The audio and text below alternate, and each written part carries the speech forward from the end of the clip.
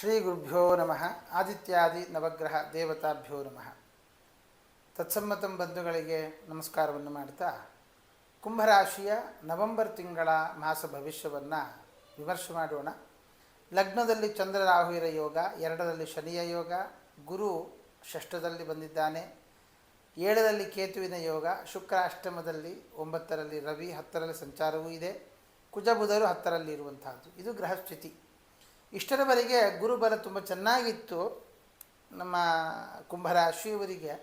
ಆದರೆ ಈಗ ಷಷ್ಠದಲ್ಲಿ ಬಂದ ಕಾರಣ ಗುರುಬಲ ಹೀನವಾಗಿ ಅಂದುಕೊಂಡ ಕೆಲಸದಲ್ಲಿ ಸ್ಟ್ರಕ್ ಆಗುವಂಥದ್ದಾಗಲಿ ಅಥವಾ ಕೆಲಸ ಮುಗಿದರೂ ಅದರ ಪ್ರತಿಫಲ ನಮಗೆ ಸಿಗದೆ ಹೋಗುವಂಥದ್ದು, ಕ್ರೆಡಿಟ್ಸ್ ನಮಗೆ ಸಿಗದೆ ಹೋಗುವಂತಹ ಸಾಧ್ಯತೆಗಳು ಹೆಚ್ಚಾಗಿದ್ದಾವೆ. ಜೊತೆಗೆ 6ನೇ ಮನೆಯ ಅಧಿಪತಿಯಾದ ಚಂದ್ರನೇ ಲಗ್ನದಲ್ಲಿ ರಾಹುವಿನ ಯೋಗದಿಂದ ಬಂದದ್ದರಿಂದ ಸ್ವಲ್ಪ ಮಾನಸಿಕವಾದಂತಹ ಸ್ಥಿತಿಯೂ ಕೂಡ ಹದಗೆಡುವ ಸಾಧ್ಯತೆ ಇದೆ. ಜೊತೆಗೆ ಆರೋಗ್ಯದಲ್ಲಿಯೂ ಕೂಡ ತುಂಬ ಗಮನ ಹರಿಸಬೇಕಾಗಿದೆ. ಆರೋಗ್ಯದಲ್ಲಿಯೂ ಕೂಡ ಎಚ್ಚೆತ್ತುಕೊಳ್ಳಬೇಕಾಗುತ್ತೆ. ದೇಹದಲ್ಲಿ ನೀರು ತುಂಬಿಕೊಳ್ಳುವಂಥದ್ದು ಅಥವಾ ನೀರಿನ ಪಸೆಯೇ ಇಲ್ಲದೆ ತುಂಬ ಬೇಗ ಸುಸ್ತಾಗುವಂಥದ್ದು, ತಲೆ ತಿರುಗುವಂಥದ್ದು ಇತ್ಯಾದಿಗಳ ಯೋಗವಿದೆ. ವಿದ್ಯಾರ್ಥಿಗಳು ವಿದ್ಯಾಭ್ಯಾಸದಲ್ಲಿ ಗಮನ ಹರಿಸಿ ಆಲಸ್ಯವನ್ನು ಕೈಬಿಡಿ. ವಿದ್ಯಾ ಅರ್ಜನೆಯಲ್ಲಿ ಹೆಚ್ಚಿನ ಗಮನ ಕೊಡೋದು ಒಳ್ಳೆಯದು. ಹಣಕಾಸಿನ ವಿಷಯದಲ್ಲಿ ಕೆಲವು ತೊಂದರೆಗಳನ್ನು ಎದುರಿಸಬೇಕಾಗುತ್ತೆ. ಆದರೆ ವಿಶೇಷವಾಗಿ ಕಮಲ ಪತ್ರಗಳಿಂದ ಮಂಗಳವಾರ ಅಥವಾ ಶುಕ್ರವಾರಗಳಲ್ಲಿ ದೇವಿಯ ಪ್ರಾರ್ಥನೆ, ದೇವಿಗೆ ಅರ್ಚನೆ ಇತ್ಯಾದಿಗಳನ್ನು ನಡೆಸುವಂಥದ್ದು ಬಹಳ ಒಳ್ಳೆಯದು.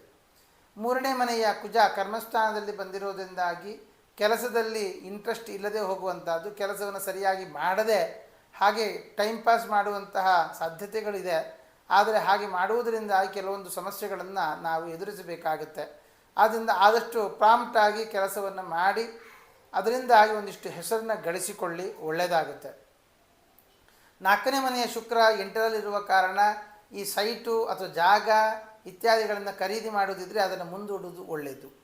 ಅಥವಾ ವಾಹನ ಖರೀದಿ ಮಾಡಬೇಕು ಅಂತಿದ್ದರೆ ಅದನ್ನು ಮುಂದೂಡಿ, ಅದರಿಂದಾಗಿ ಒಂದಿಷ್ಟು ಅನರ್ಥಗಳಾದೀತು. ಅದರಿಂದ ಅನುಕೂಲಗಳಿಗಿಂತ ಪ್ರತಿಕೂಲಗಳೇ ಹೆಚ್ಚಾಗಿದೆ. 5ನೇ ಮನೆಯ ಬುಧ ಪಂಚಮಾಧಿಪತಿಯಾದ ಕಾರಣ ಸಂತಾನದ ವಿಷಯದಲ್ಲಿ ಲಾಭ ಕಾಣುತ್ತೆ. ಸಂತಾನದ ವಿಷಯದಲ್ಲಿ ತೊಂದರೆ ಇಲ್ಲ. ಅಥವಾ ನಿಮ್ಮ ಜಾತಕದ ಪ್ರಕಾರ ನಿಮ್ಮ ಮಕ್ಕಳಿಗೆ ಕೆಲಸದಲ್ಲಿ ಲಾಭ ಆಗುವ ಸಾಧ್ಯತೆ ಇದೆ.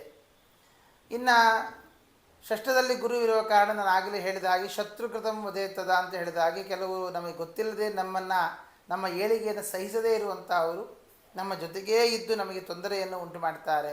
ಆದ್ದರಿಂದ ಆದಷ್ಟು ನರಸಿಂಹ ಮಂತ್ರದ ಸುಳಾದಿಗಳನ್ನು, ಜೊತೆಗೆ ಈ ಒಂದು ವಿಶೇಷವಾಗಿ ಕಾರ್ತೀಕ ಮಾಸದಲ್ಲಿ ಪ್ರತಿನಿತ್ಯ ದೀಪಾರಾಧನೆಯನ್ನು ನಡೆಸಿ ನರಸಿಂಹ ಮಂತ್ರ ಅಥವಾ ವಿಷ್ಣು ಸಹಸ್ರನಾಮಾದಿಗಳನ್ನು ಜಪ ಮಾಡುವುದರಿಂದ ಶತ್ರುಗಳನ್ನು ಜಯಿಸಬಹುದು. ವಿವಾಹಾರ್ಥಿಗಳಿಗೆ ಕೆಲವೊಂದು ಸಮಸ್ಯೆಗಳು ಉಲ್ಬಣ ಆಗುತ್ತೆ. ವಿವಾಹದ ವಿಷಯದಲ್ಲಿ ಈಗಾಗಲೇ ಮುಂದುವರಿಯೋದು ಬೇಡ, ಸ್ವಲ್ಪ ದಿನ ಇನ್ನೂ ಮುಂದೂಡುವುದು ಒಳ್ಳೆಯದು. ಸಂಸಾರದಲ್ಲಿ ಆಲ್ರೆಡಿ ಮದುವೆ ಆಗಿರುವಂಥವರ ವಿಷಯ ಹೇಗಿದೆ ಅಂತ ನೋಡುವಾಗ ಅವರಲ್ಲಿಯೂ ಕೂಡ ಒಂದಿಷ್ಟು ಊಹಾಪೋಹಗಳಿಗೆ ಗುರಿಯಾಗಿ ಮಾನಸಿಕವಾಗಿ ಕಿರಿಕಿರಿಯನ್ನು ಎದುರಿಸುವಂತಹದ್ದು, ಇಬ್ಬರ ಮಧ್ಯದಲ್ಲಿ ಸಂದೇಹಗಳು, ಅನುಮಾನಗಳು ಹೆಚ್ಚಾದೀತು, ಜಾಗೃತಿ ಇರಲಿ.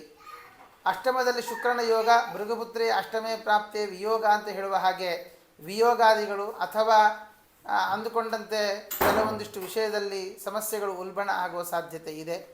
ಹಾಗಾಗಿ ಸ್ತ್ರೀ ವಿಷಯಕವಾಗಿ ಜಾಗೃತೆಯಾಗಿರುವುದು ಒಳ್ಳೆಯದು. 9ರಲ್ಲಿ ರವಿ ಜೊತೆಗೆ ಮಾಂದ್ಯ ಯೋಗ ಇರುವ ಕಾರಣ ತಂದೆಯ ಆರೋಗ್ಯ ಏರುಪೇರಾದೀತು. ಪಿತ್ತೋಷ್ಟ ಜ್ವರ ತಾಪ ದೇಹಪತನ ಅಪಸ್ಮಾರ ಹೃತ ಕ್ರೋಡಜ ವ್ಯಾಧೀನ್ ಭಕ್ತಿ ರವಿರ್ದೃಗಾರ್ತಿ ಅರಿಭಯಂ, ಸ್ವಲ್ಪ ಭಯದ ವಾತಾವರಣ, ದೇಹಕ್ಕೆ ಏನೋ ತೊಂದರೆ ಆದೀತೇನೋ ಅನ್ನುವಂಥ ಆತಂಕ ಹುಟ್ಟಿತ್ತು. ಎಚ್ಚರ ಇರಲಿ. ಆರೋಗ್ಯದ ಕಡೆ ಗಮನ ಹರಿಸುವುದು ಒಳ್ಳೆಯದು. ಆ ರೀತಿಯಲ್ಲಿ ಆರೋಗ್ಯದಲ್ಲಿ ತೊಂದರೆ ಆಗ್ತಾ ಇದೆ. ಪ್ರತಿ ಸೋಮವಾರ ಅಥವಾ ಭಾನುವಾರಗಳಲ್ಲಿ ವಿಶೇಷವಾಗಿ ರುದ್ರಾಭಿಷೇಕವನ್ನು ನಡೆಸಿ ಅಥವಾ ಎಣ್ಣೆಯಿಂದ ಅಭಿಷೇಕವನ್ನು ಮಾಡಿ ಆ ಎಣ್ಣೆಯನ್ನು ಅಭ್ಯಂಗ ಮಾಡಿಕೊಳ್ಳುವುದು ಒಳ್ಳೆಯದು. ಕರ್ಮಸ್ಥಾನದಲ್ಲಿ ಕುಜನ ಯೋಗ ಕರ್ಮಾಧಿಪತಿ ಆಗಿರುವ ಕಾರಣ ಎಲ್ಲೋ ಒಂದು ಕಡೆಯಲ್ಲಿ ಪಾಪಗ್ರಹ, ಪಾಪೇ ಕರ್ಮಗದೇತು ಕರ್ಮ ವಿಹತಿ ಅಂತ ಹೇಳ್ತಾರೆ. ಅದಕ್ಕೆ ಸರಿಯಾಗಿ ಯೋಯೋ ಭಾವ ಸ್ವಾಮಿ ದುಷ್ಟ ಯುತೋವಾ ಅನ್ನುವ ಪ್ರಮಾಣವೂ ಇದೆ. ಆದ್ದರಿಂದ ಕರ್ಮಾಧಿಪತಿ ಆಗಿರುವುದರಿಂದಾಗಿ ಕೆಲಸ ಬಿಡಬೇಕು ಅಂತ ಅಲ್ಲ, ಕೆಲಸದಲ್ಲಿ ಕೆಲವು ತೊಂದರೆಗಳು ಬರುತ್ತೆ. ತೊಂದರೆಯನ್ನು ದಾಟಿ ಮೆಟ್ಟಿ ನಿಂತು ಅಂತಾದರೆ ಪ್ರಮೋಷನ್ಗಳು ಕಟ್ಟಿಟ್ಟ ಬುತ್ತಿ. ಲಾಭಾಧಿಪತಿಯಾದ ಗುರು ಷಷ್ಠದಲ್ಲಿ ಇರುವ ಕಾರಣ ನಮಗೆ ಬರುವಂತಹ ಹಣ ಸ್ಟ್ರಕ್ ಆಗುವಂತಹದ್ದು, ಬರುವಂತಹ ಕೀರ್ತಿ ಪ್ರತಿಷ್ಠೆಗಳು ಸ್ಟ್ರಕ್ ಆಗುವಂತಹದ್ದು ಸಾಧ್ಯತೆ ಇದೆ. ನಾನು ಹಿಂದೆ ಹೇಳಿದ ಪರಿಹಾರವನ್ನೇ ಮಾಡಿಕೊಳ್ಳಿ, ಒಳ್ಳೆಯದಾಗುತ್ತೆ. ವ್ಯಯಾಧಿಪತಿಯಾದ ಶನಿ ದ್ವಿತೀಯದಲ್ಲಿರುವ ಕಾರಣ ವೃಥಾ ದುಡ್ಡು ಖರ್ಚು ಮಾಡುವಂತಹದ್ದು. ಜೋಬಿನಲ್ಲಿ ದುಡ್ಡಿದೆ ಅಂತ ಆದರೆ ಅದು ಖರ್ಚು ಆಗ್ತಾನೇ ಹೋಗುತ್ತೆ.